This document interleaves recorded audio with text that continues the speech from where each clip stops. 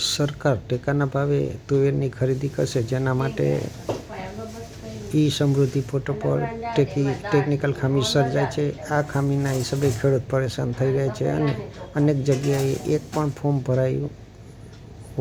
ન ભરાયું હોવાની રાવ વીસી દ્વારા કૃષિમંત્રીને રજૂઆત કરવામાં આવી છે. ત્યારે આ મામલે વાગડના વીસીએ કૃષિમંત્રીને રજૂઆત કરી ત્વરિત કાર્યવાહી કરવાની માંગ કરી છે અને તેમને જણાવ્યું છે કે અનેક જગ્યાએ તો એક પણ ફોર્મ ન ભરાયું હોવાની રાવ કરેલ છે અને રજૂઆતમાં જણાવ્યું છે કે ઈ સમૃદ્ધિ પોર્ટલ પર ટેકાના ભાવે તુવેરની ખરીદીના ફોર્મ ભરવાનું તારીખ 3/4/2025 થી 20/2/2025 દરમિયાન સરકાર દ્વારા જાહેર કરવામાં આવેલ છે.